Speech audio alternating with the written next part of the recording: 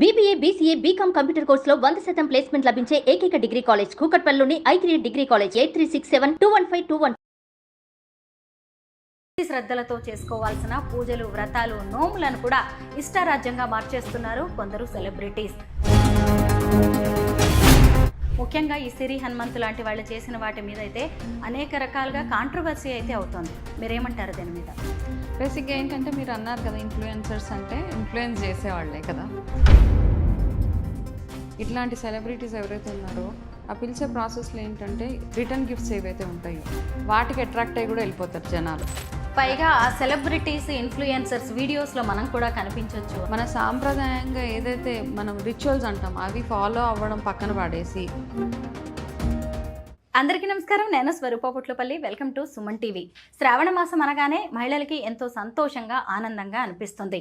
భక్తి శ్రద్ధలతో చేసుకోవాల్సిన పూజలు, వ్రతాలు, నోములను కూడా ఇష్టారాజ్యంగా మార్చేస్తున్నారు కొందరు సెలబ్రిటీస్. బిగ్ బాస్ ఫేమ్ అయిన సిరి హనుమంతు తన బాయ్ ఫ్రెండ్తో వరలక్ష్మి వ్రతం చేసుకోవడం, అలాగే కొంతమంది ఇన్ఫ్లుయెన్సర్స్ వెస్ట్రన్ డ్రెస్సులతో పూజలు చేయడం అనేది కూడా విమర్శలకు దారితీస్తోంది. ప్రస్తుతం నాతో పాటు ఉన్నారు spiritual healer, Vedic nutritionist Vanaja Ramisetti గారు. ఆవిడతో మాట్లాడి ఈరోజు ఈ సెలబ్రిటీస్ వైఖరి గురించి అనేక విషయాలు తెలుసుకుందాం. నమస్తే వనజ గారు. నమస్తే అండి. మీరు కూడా చూస్తూ ఉన్నారు కదా, అసలు సోషల్ మీడియాలో ఎక్కడ చూసినా కానీ ఇన్ఫ్లుయెన్సర్స్ వీడియోసే కనిపిస్తున్నాయి. వాటిని చూసి మనం ఏం నేర్చుకోవాలి? ముఖ్యంగా ఈ సిరి హనుమంతు లాంటి వాళ్ళు చేసిన వాటి మీద అయితే అనేక రకాలుగా కాంట్రవర్సీ అయితే అవుతోంది. మీరేమంటారు దీని మీద? బేసిక్గా ఏంటంటే మీరు అన్నారు కదా, ఇన్ఫ్లుయెన్సర్స్ అంటే ఇన్ఫ్లుయెన్స్ చేసేవాళ్ళే కదా. సో పాజిటివ్ ఇన్ఫ్లుయెన్స్ ఉంటుంది, నెగిటివ్ ఇన్ఫ్లుయెన్స్ ఉంటుంది మనకి. సో వీళ్ళందరూ ఏం చేస్తున్నారంటే ఇప్పుడు చూస్తుంటే లాస్ట్ ఫ్యూ ఇయర్స్ నుంచి చూస్తే ఏదైనా ఒక పండగ వచ్చిందనుకోండి, ఇంకా ఎస్పెషల్లీ ఆడవాళ్ళకి రిలేటెడ్ ఫెస్టివల్ ఏదైనా ఉంది అంటే ఫస్ట్ మనకి ఈ వరలక్ష్మి వ్రతమే. సో ఆ వరలక్ష్మి వ్రతంకి ఒక 2 months ముందు నుంచే స్టార్ట్ అవుతాయి కదా ఇవన్నీ. ఎట్లా చేసుకోవాలి పండగ, ఏమేమి కొనుక్కోవాలి, ఎంత ఫ్యాన్సీగా కొనుక్కోవాలి, ఎంత డబ్బులు ఖర్చు పెట్టాలి, ఈ ప్రాసెస్ అంతట్లో ఏమవుతుందంటే ఒకప్పుడు ఏంటంటే ఆడవాళ్ళకి ఒక అడ్జస్ట్మెంట్ ఉండేది. నాకున్న దాంట్లోనే నేను చేసుకుంటాను అన్న ఒక సాటిస్ఫాక్షన్, అందులోనే కంటెంట్మెంట్ అంటాం, అదే సాటిస్ఫైయింగ్గా ఉండేది అనమాట. ఒక కలశం పెడతాను, ఒక బ్లౌజ్ పీస్ పెడతాను, వచ్చిన వాళ్ళకి తాంబూలం ఇచ్చి పంపించేస్తాము. భక్తిగా, శ్రద్ధగా మనం వంటలు అవి చేసేసి వాట్ ఎవర్ నైవేద్యాలు మనకి ఎంత పాసిబిలిటీ ఉంటే అంత చేసి అమ్మవారికి పెడతాం. అది అక్కడ వరకే పరిమితం చేయాల్సింది. ఈ మధ్య ఏంటంటే డెకరేషన్ మీద ఎక్కువ షిఫ్ట్ అయిపోయింది. పూజ కంటే ఎక్కువ డెకరేషన్ వైపుకి మన మైండ్ షిఫ్ట్ అయిపోయింది. మీరు అన్నట్టుగా ఈ బిగ్ బాస్ ఫేమ్ ఎవరైతే ఉందో, ఇప్పుడు ఏంటంటే నార్మల్గా వరలక్ష్మి వ్రతం అంటే ఏంటంటే ఆడవాళ్ళందరూ వాళ్ళ భర్త సుఖంగా బాగుండాలి, ఆరోగ్యంగా ఉండాలి అని చేసుకునే పూజలో ఫస్ట్ ఆఫ్ ఆల్ ఇక్కడ ఉన్న బ్యాడ్ ఏంటంటే ఒకటి లివ్ ఇన్ రిలేషన్ ఒకటే. ఇప్పుడు ఆల్రెడీ ఆ లివ్ ఇన్నే యాక్సెప్ట్ చేసేయాల్సిన పరిస్థితి వచ్చేసింది మన దాంట్లో, సౌత్లో కానీ ఇండియాలో కానీ. ఒకప్పుడు ఆ కాన్సెప్ట్ అన్నది ఎక్కడ లేదు కదా మనకి. చాలా తప్పు. ఒకప్పుడు లవ్ మ్యారేజ్ చేసుకుంటున్నాము అని చెప్పడానికి పెద్ద పెద్ద పెద్ద పెద్ద గొడవలు అయిపోయాయి, పెద్ద పెద్ద ఇష్యూస్ అయిపోయాయి, పరువు హత్యలు అంటారు. ఏంటి ఈ మధ్య చూసే పరువు హత్యలు ఏంటంటే జనరల్గా మనకు అక్కడక్కడ బయటకు వస్తున్నాయి తప్పిస్తే ఒకప్పుడు ఇంత ఈ మీడియా లేదు కాబట్టి ఏం తెలిసేది కాదు మనకి. ఎన్నో సాక్రిఫైజెస్ ఉండేవి. లవ్ మ్యారేజెస్ని వదిలేసుకొని పేరెంట్స్ చెప్పిన మ్యారేజెస్ చేసుకోవాలి, అట్లాంటి కాన్సెప్ట్ నుంచి మనం లివ్ ఇన్ రిలేషన్స్ని యాక్సెప్ట్ చేయాల్సిన పరిస్థితి. సరే లివ్ ఇన్ ఓకే, అది అయిపోయిన తర్వాత ఇప్పుడు రీసెంట్గా చూసిన వస్త్రధారణ దగ్గర నుంచి ఏదైనా పూజ అంటే మనం ఎలా తయారవుతున్నాం, ఎలా పూజ చేసుకుంటాం అంటే మన సాంప్రదాయాన్ని ఎంత ముందుకు తీసుకెళ్తున్నాం అని చెప్పేవే ఈ పూజలు కానీ, హోమాలు కానీ, వ్రతాలు, నోములు, ఇవన్నిటికీ మైనస్ పెట్టేసి ఓన్లీ నేను ఎలివేట్ అవ్వాలి, నేను హైలైట్ అవ్వాలి, నేను అక్కడ ఎక్స్పోజ్ అయిపోవాలి, నేను ఎక్స్పోజ్ చేసేయాలి అన్న కాన్సెప్ట్ తోటి ఏవైతే పూజలు ఉన్నాయో అది పూజ కింద కన్సిడరే చేయకూడదు అసలు అవన్నీ. మనం కూడా నిజంగా, ఎందుకంటే ఎవరైనా తప్పు అని చెప్పేవాళ్ళు తక్కువైపోయారు. ఇప్పుడు వినేవాళ్ళు కూడా లేరు, ఇంకా అంతకంటే ఎక్కువ ఎవరు వినేలాగా లేరు అనమాట. ఏదో పిలుస్తున్నారు, వెళ్తున్నాం. ఇంకా మేజర్గా ఏంటంటే ఎవరైనా పిలుస్తున్నారు అంటే ఇట్లాంటి సెలబ్రిటీస్ ఎవరైతే ఉన్నారో ఆ పిలిచే ప్రాసెస్లో ఏంటంటే రిటర్న్ గిఫ్ట్స్ ఏవైతే ఉంటాయో వాటికి అట్రాక్ట్ అయ్యి కూడా వెళ్ళిపోతారు జనాలు. అది కూడా చాలా చాలా అనమాట. వెళ్తే మనకేదో మంచి పెద్ద రిటర్న్ గిఫ్ట్ వస్తుందో, పెద్ద చీర వస్తుందో, లేకపోతే పెద్ద ఇంకొకటి ఏదో వస్తుందో అన్న కాన్సెప్ట్ తోటి అందరు వెళ్ళి యాక్సెప్ట్ చేయాల్సి వస్తుంది అంతే.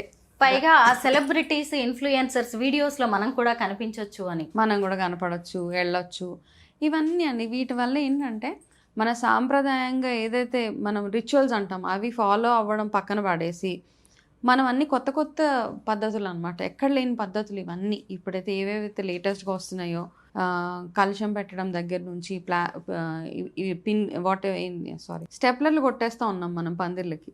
బేసిక్గా ఏంటంటే పూజ చేసేటప్పుడు ఇనుప సామాను ఏవైతే ఉంటాయో అవి ఎక్కడ వాడరు, స్టీలే వాడనివ్వరు. బేసిక్ పెద్దవాళ్ళ పాతకాలంలో ఏమనంటే స్టీలు అలాంటివి ఏం వాడనిచ్చేవాళ్ళు. అయితే విస్తరాకు లేదా తమలపాకులు లేదా ఇత్తడి సామాను, వెండి సామాను ఇవి వాడమని చెప్పేవాళ్ళు అనమాట. స్టీల్ ఎందుకంటే ఇనుము, మనం ఏం చేస్తామంటే ఏదైనా స్టీల్ వస్తువు, ఇనుప వస్తువులు బేసిక్గా మనం శనిగ్రహంతో రిలేట్ చేస్తాం కాబట్టి అవన్నీ వాడితే మనకి మంచిది కాదు అని చెప్పి.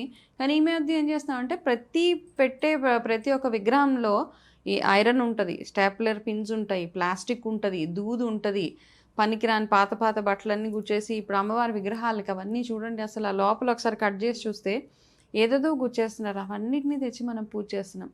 అమ్మవారి పూజ అంటే లక్ష్మీ స్వరూపంగా భావించే కొబ్బరికాయ పూర్ణఫలం అంతే, అక్కడ పెట్టి అది చేయడం తప్పిస్తే.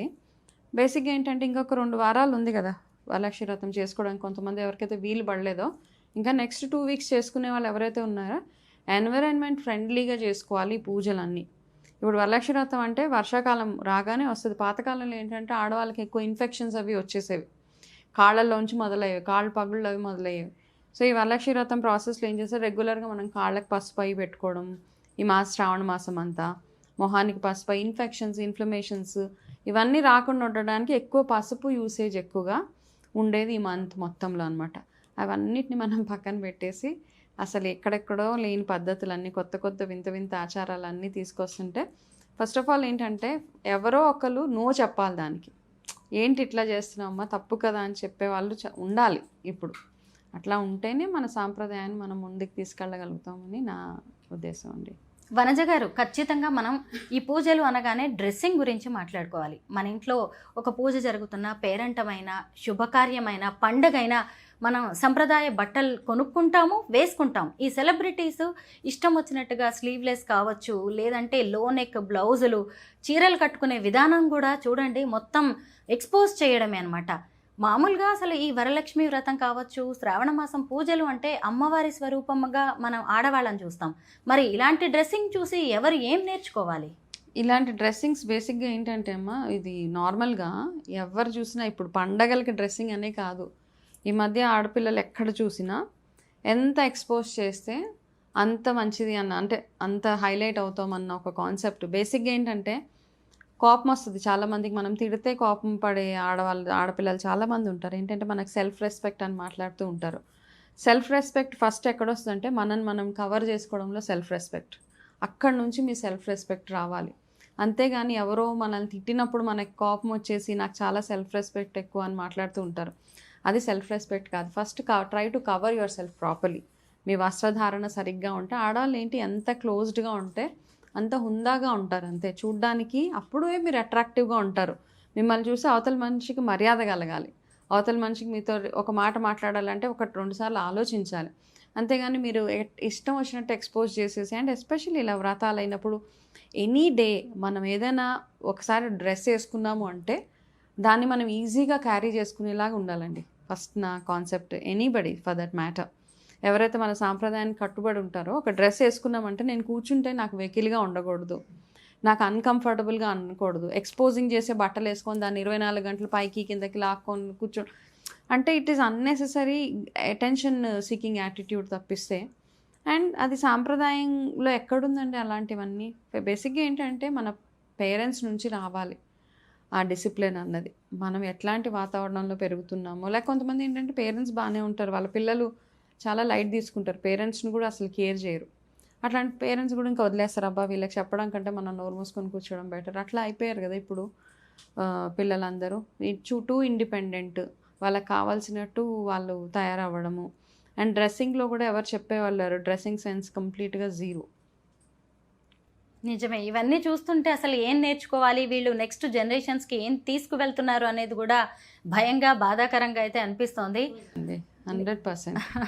మీరన్నది కరెక్టే. ఎవరో ఒకళ్ళు వీటిని అయితే ఖండించాల్సిన అవసరం ఉంది. మనం ఏ పూజ చేసినా, ఏ వ్రతం చేసినా, ఏ నోము చేసినా అది దానికి కూడా ఒక పద్ధతి ఉంటుంది. ఏ విధానంలో చేస్తున్నామో అనేది కూడా ఇంపార్టెంట్. ఆ పద్ధతిని బట్టే ఫలితం ఉంటుంది. పండితులు కూడా అదే చెబుతున్నారు. Thank you so much Vanaja గారు.